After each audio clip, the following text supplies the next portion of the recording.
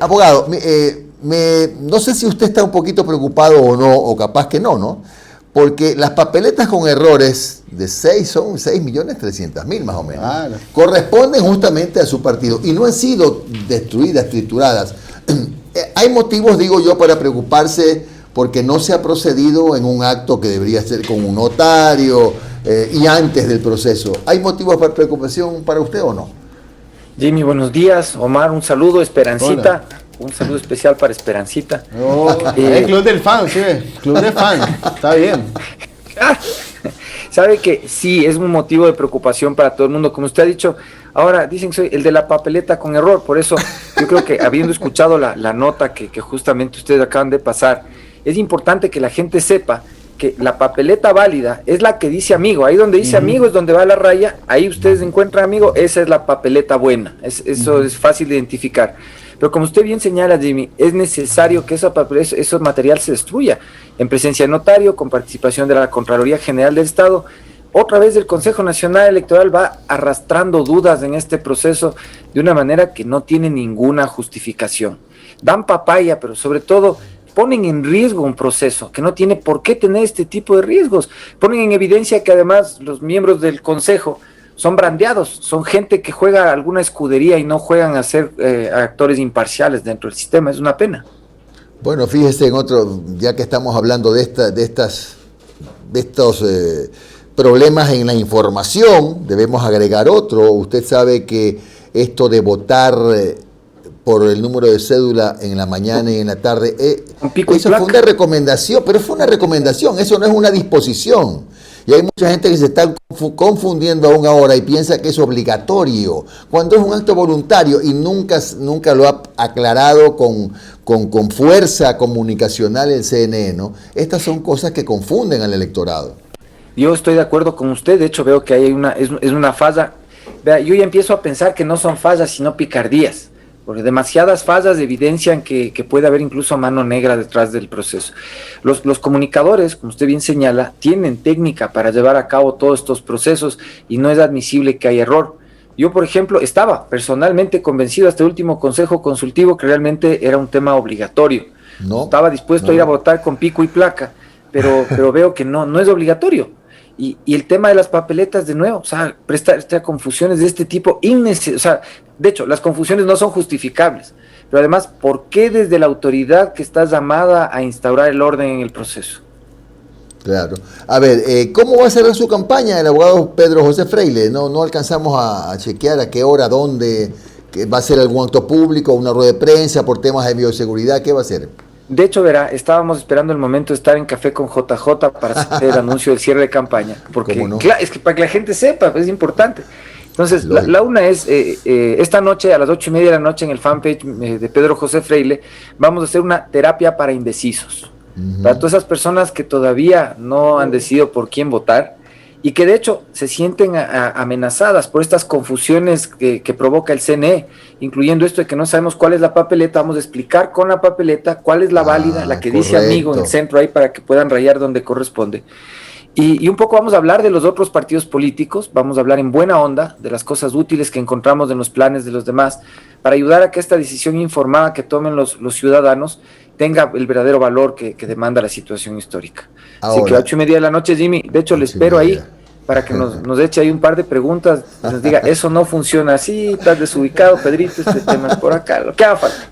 Abogado, ahora, pero ¿usted qué le propone a ese electorado indeciso que, bueno, que ahora está en el orden del 25-30%, más o menos, de acuerdo a algunas encuestas, algunos trackings de las últimas horas, ¿no? ¿Qué le propone de diferente versus toda la larga lista de candidatos que lo acompañan? No, primero la integridad de que es un plan desarrollado desde hace tiempo y no solamente por mí, o no es un dossier de una lista de cosas que estamos repitiendo.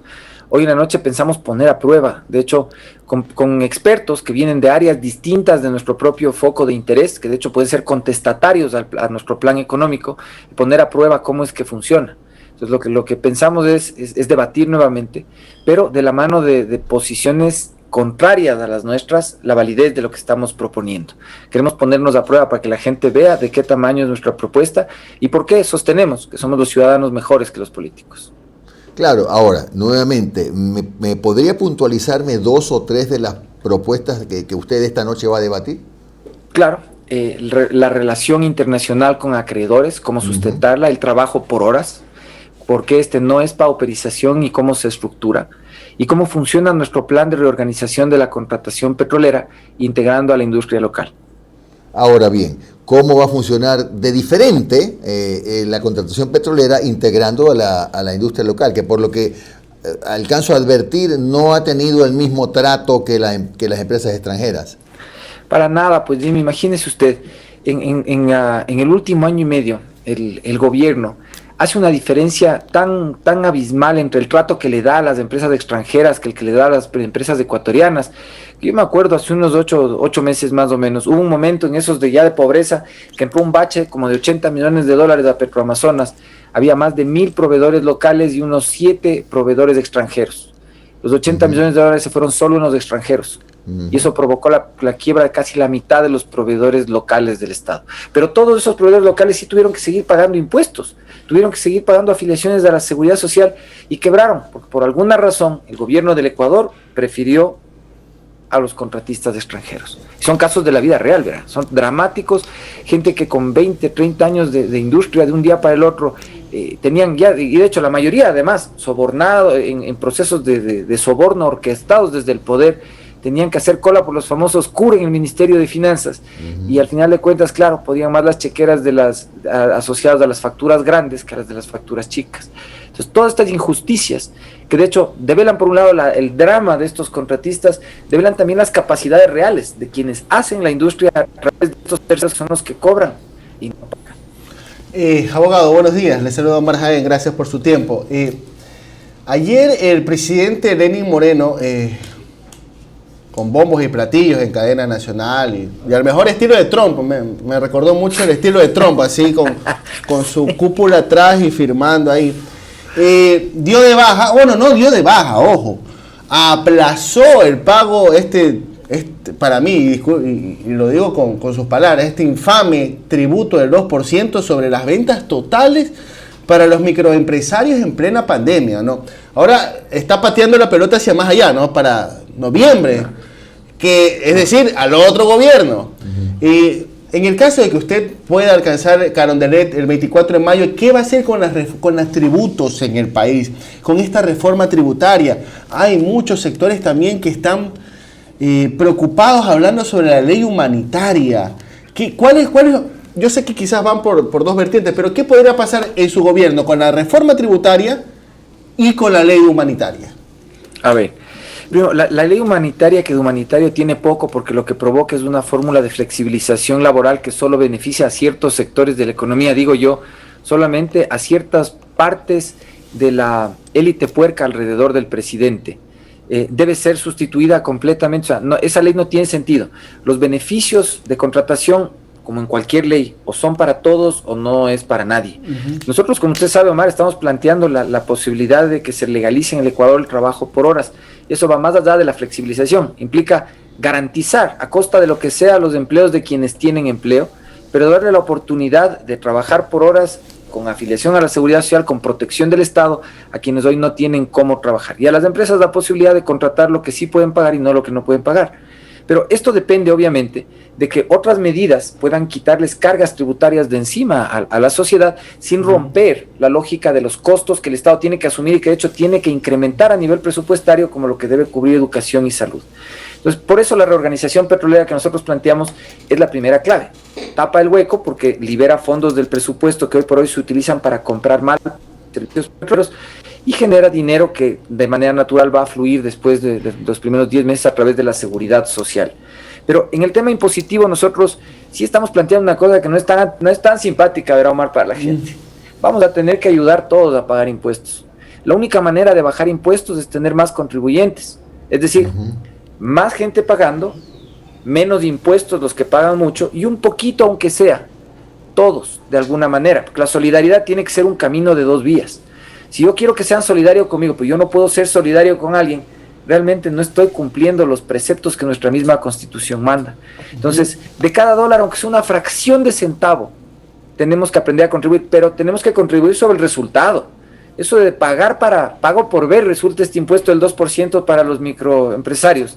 Al final de cuentas es, pague por el derecho de respirar. Por si acaso se le ocurre ganar plata, usted pague por ver. Así no puede funcionar, porque el riesgo de emprender implica dos posibilidades, ganar o perder.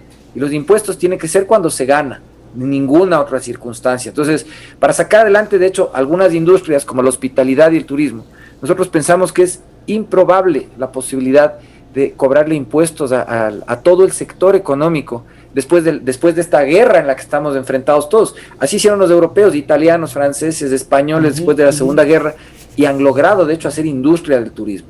Entonces, hay que hacer con pinza en dónde se puede cortar más rápido o menos, y qué impuestos se tienen que sostener o ampliar para garantizar que el Estado no pare. Es súper importante. Por ejemplo, si falta plata para financiar el sistema electoral a los figuretis estos de los políticos, sin ser peyorativo, Jimmy, por si acaso, porque yo también estoy metido en esto, digo. Yo no uso franja electoral, como ustedes saben, ni recursos del CNE, que hoy día ojalá nadie los estuviera usando. Bueno, primero que el CNE pagase lo que está debiéndole a los medios de comunicación, que sigue siendo una inhumanidad, pero sobre todo tuviéramos recursos para hacer mejor la gestión alrededor de la pandemia. Es cuestión de prioridades y sentido común, ni cortar todo, ni subir todo. La política, como ustedes bien hizo en su administración en la prefectura, Jimmy, tiene que hacerse con prudencia, usando el sentido común para funcionar bien. Abogado, en ciertas naciones europeas está abierto el debate de un impuesto a las grandes fortunas. ¿Usted al menos lo plantearía como debate a nivel nacional? Y claro, naturalmente que sí. De hecho, creo que eso es necesario, y de hecho hay que aprovechar que existe desde el punto de vista ético una tendencia que hace que claro, es una corriente de pensamiento que de hecho pesa mucho inclusive en los demás tiempos. O sea, las personas más ricas del mundo de hecho han renunciado a sus fortunas para ponerlas en ONGs. Claro, no las han entregado a los países, que eso hubiera sido lo deseable, para que sean los gobiernos los que lleguen directamente a la gente. Se han creado sus pequeños mecanismos paragubernamentales a través de las ONGs, pero el sentido de que nadie necesita una riqueza infinita nos permite hablar de este debate y ponerlo sobre la mesa y consensuarlo. Yo creo que incluso consensuarlo. Pero sí está consciente que si usted llega a presidente de la República y plantea este debate, va a tener las caravanas en los crespones negros alrededor de Carondelet, ¿no? Como ya se ha querido hacer aquí en el país. Aquí, por ejemplo, cuando se instauró algunos impuestos por los excesos, hubo protestas, movilizaciones. A ver, por ejemplo, los impuestos al patrimonio que anda por ahí proponiendo el César Montúfar, esa es una medida antitécnica. Lo que pasa es que no es lo mismo decir el concepto como lo estamos hablando aquí con el europeo versus el de acá, pues no. O sea, no solamente es que el europeo es mucho más rico, sino que las proporciones en las cuales el destino de esos superimpuestos para super ricos se utiliza. Acá en el Ecuador estamos hablando de un impuesto al patrimonio que le pegaba básicamente al que medio saca la cabeza del montón. Y de hecho, le pegaba inmediatamente a una clase media que tiene que ser más amplia. Le pegaba a los de arriba, sí, pero sobre todo le pegaba a las calles cuando salía la gente a las marchas con las banderas negras. No es que son todos millonarios, o sea, ojalá hubiera una marcha de 20,000 millonarios como salían esas marchas. No son millonarios, es gente que quiere sacar la cabeza, es el tipo que logró pagar la hipoteca de la casa y se puso el negocio propio, que logró comprarse el departamento de playa, es la gente que apenas está sacando la cabeza. Entonces, impuestos al progreso no se puede poner, porque cortarle la posibilidad de generar riqueza a la clase media es como ponerle el 2% de impuesto al microempresario, es cortar el progreso. Claro. A ver, un problema con el que se va a encontrar el próximo presidente de la República es la deuda externa. Yo no sé si usted esté pensando en renegociarla, no sé cómo se va a pagar, solamente este año entiendo que entre capital e intereses debe ser entre 8 y 10 mil millones de dólares, que no es poca cosa. Pregunto, ¿de dónde va a salir la plata para pagar? No tenemos plata ni para las vacunas. Ni para las vacunas. Yo creo que la mejor manera de afrontar una negociación en estas circunstancias es crear valor. O sea, uno puede ir sobre una negociación de regateo. ¿Cuánto te debo? ¿Cuánto me puedes pagar? Y esa negociación es básicamente como la compra de un quintal de arroz o una vaca. No, es una negociación precaria. Nosotros necesitamos afrontar esto generando valor. Y el valor que podemos crear es bajar nuestro riesgo político, asumiendo decisiones que puedan llevar de una manera lógica a reconducir el riesgo país en la manera de afrontar el no pago que probablemente en el que tengamos que incurrir en los siguientes meses. Esa generación de valor viene del uso de la generación de esta plata propia que digo yo, estos recursos nuevos alrededor de la duplicación de nuestra producción petrolera, y de usar ese dinero primero para devolverlo a la seguridad social antes de usarlo para el pago de los acreedores. Nuestros acreedores internacionales tienen un negocio de inversión. La banca de inversión no necesita el pago ahorita, necesita la certeza de pago, que lo que les permite es especular con ese valor en papeles que tienen. Mientras más alta es nuestra certeza de pago, pues ellos tienen un papel que vale más en sus manos, incluso si lo renegocian para cobrar menos de interés. Entonces, devolver la plata a la seguridad social puede disminuir a la mitad nuestro riesgo país, porque sería a los años una decisión responsable desde el comando político del país a favor de la gente del Ecuador. Eso nos permite librarnos un poco de la carga de impuestos que nos quieren sugerir un poco a patadas, que le impongamos a la gente, y replantear incluso los plazos de pago con los cuales no podemos lidiar. Algo vamos a tener que pagar. O sea, de esos cerca de 9,000 millones de dólares, tendremos que pagar 3,000, pero no vamos a poder pagar más. Y es mejor decirlo claro y sonoramente desde el comienzo, para que podamos lidiar en términos civilizados con esos acreedores. Abogado, mi última interrogante. ¿Usted es partidario de que la empresa privada, quizás, obviamente con la regulación del Estado, pueda importar vacunas? No, le soy sincero. Creo que esto es como la guerra.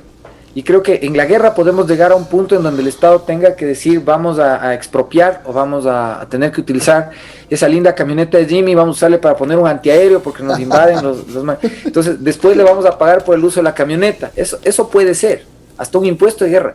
Pero no podemos decirle a los privados, ¿saben qué? Estamos en guerra, vayan, compren pistolas y les venden nomás a todo el mundo para que se arme y salimos a pelear.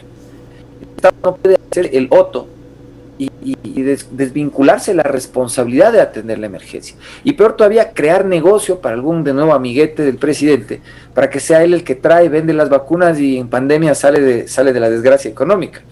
El Estado es el que tiene que responsabilizarse. Y de nuevo, nosotros, y lo planteé por primera vez en estos mismos micrófonos, tenemos que tomar en serio la posibilidad de que las farmacéuticas pongan fábricas de acá, porque el proceso de inmunización va a demorar 3 años, no va a demorar 6 meses, no es que ya llega carnaval y con esto se acaba, no. Estados Unidos no logró vacunar 29 millones de personas que pensaba el 1 de enero, sino 2,5 millones. Con el billete que esos manes tienen y con toda la infraestructura que pueden manejar. Es verdad, claro. Nosotros tenemos que ser realistas, eso de que voy a vacunar ni sé cuántos millones de personas en ni sé cuánto, en 100 días, en 30 días, perdón, pero eso es demagogia. Hay que hacer esto seriamente y la manera de ponernos de pie, usando nuestro sistema nacional de vacunación, propiciando que esas vacunas se vendan desde acá. En pocos meses vamos a ver cómo el Callao en Lima ya tiene fábricas y vamos a estar aquí lamentándonos si no hacemos algo pronto.